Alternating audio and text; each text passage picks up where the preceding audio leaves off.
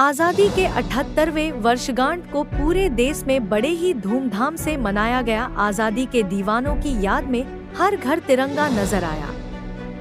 इसी तरह बेरवा पहाड़पुर गांव स्थित श्री हीरानंद पांडेय बालिका इंटर कॉलेज व डिग्री कॉलेज में 78वां स्वतंत्रता दिवस पूरे जोश के साथ मनाया। इस विद्यालय के प्रतिभावान छात्र व छात्राओं ने देशभक्ति गीत गाकर अभिनय के माध्यम से लोगों का मन मोह लिया। मुख्य अतिथि पूर्व सांसद पंडित गोरखनाथ पांडे ने छात्रों को संबोधित करते हुए आज़ादी के नायक वीर सपूतों के संघर्ष के बारे में बताते हुए क्या कहा, जरा आप भी सुनिए। अभी आपने एक छात्र के द्वारा हमारी आज़ादी की उस कहानी को सुना, जिस आज़ादी को पाने के लिए वर्षों वर्ष तक इस देश में संघर्ष हुआ। कितने लोगों ने अपने जान की बाजियां लगा दी, कितने लोग हंसते हंसते फांसी के फंदे पर चढ़ गए, कितने लोगों को निरपराध फांसी दे दी गई। और इतना ही नहीं, अंग्रेज जो हमारे देश पर शासन कर रहे थे, उनकी जो मानसिकता थी, यह देश आज़ाद ही न बने और हमेशा गुलामी में जकड़ा रहे, उस मानसिकता से वो यहाँ शासन कर रहे थे। लेकिन हम अपने उन बलिदानियों को, अपने उन सेनानियों को, अपने उन शहीदों को याद करते हैं, जिन्होंने हंसते हंसते अपने प्राणों की बाजी लगा दी। यह हम 78वां 78 वर्ष हुआ हमें आज़ाद हुए। हम अमृत महोत्सव मना रहे हैं। हमारे देश के यशस्वी प्रधानमंत्री जी आज सुबह लाल किले से झंडा फहराया और अपना उद्बोधन भी दिया।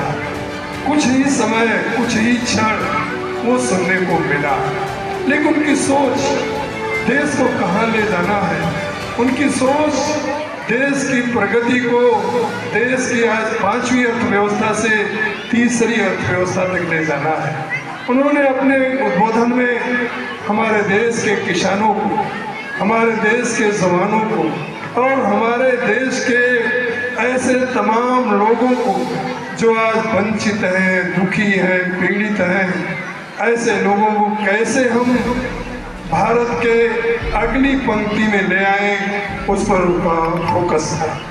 हमने वो भी देखा कि आज हमारे देश के यशस्वी प्रधानमंत्री ने अपने उस भाषण में हमारे देश की आने वाला जो 2047, जब हमारा देश 100 वर्ष आज़ादी को पूरा करेगा, तब हम विकसित भारत कैसे बनेंगे, तब हम कैसे विश्व की उन महान शक्तियों में भारत को स्थापित कर पाएंगे, जहाँ आज अमेरिका है, रसिया है, चाइना है, जापान है, फ्रांस है या और ऐसे विकसित देश हैं जो आज जिनकी चौराहट चलती है।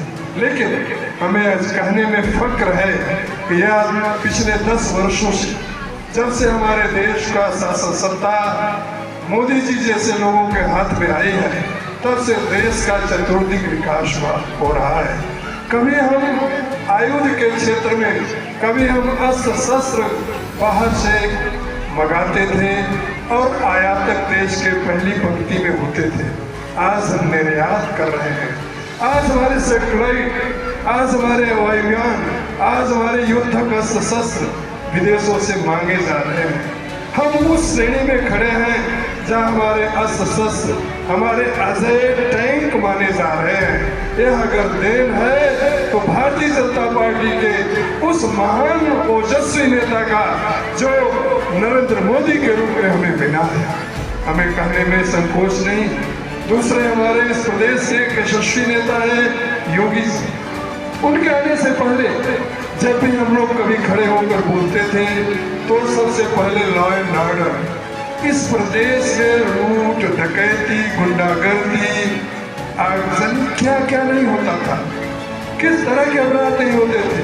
बच्चियां, बेटियां, घर की औरतें, महिलाएं अपने को सुरक्षित नहीं समझ पा रही थी और ऐसे हर जिले में कोई न कोई दुर्दांत अपराधी होता था जिसकी चलती थी। यानी हुआ यहाँ भी अपराधी था और यहाँ का भी अपराधी उसी श्रेणी में था जहाँ अतीक जैसे लोग, अशरफ जैसे लोग और ऐब ऐसे जो स्वर्ग सिधार गए, और उसी श्रेणी में वो भी आज दिन गिन रहा है, जेल में बंद है। तो वो चर्चाएं हुआ करती थी। हम विकास की चर्चा कम करते थे, हम सम्मान की चर्चा कम करते थे, हम अपने क्षेत्र अपने विद्यालय के मेधावी छात्रों को कैसे आगे बढ़ाएं उसकी चर्चा तो कम कर पाते थे, लेकिन ऐसे आदिताइयों की चर्चा होती थी, ऐसे गुंडे बदमाशों की चर्चा होती थी, जिसे आज महाराज जी ने, हमारे प्रदेश के मुख्यमंत्री जी ने उन्हें उस स्थान पर भेज दिया जहां उनका वास्तविक स्थान है। आज अपने जीवन का दिन गिर रहे हैं। इसी तरह अर्ता गांव में स्थित महाराजी देवी इंटर कॉलेज के विद्यार्थियों ने विद्यालय प्रांगण में देशभक्ति गीत गाकर लोगों में उत्साह भरते हुए अपनी कला प्रस्तुत किया। भदोही जिले के प्रसिद्ध लोक गायक भोजपुरी सिंगर धनंजय पंडित ने अपनी मधुर वाणी से देशभक्ति गीत और कजरी सुनाकर लोगों का मन मोह लिया। इस अवसर पर पप्पू दुबे, शरद पांडे और भूलेश्वर नाथ दुबे समेत बड़ी संख्या में लोग मौजूद रहे।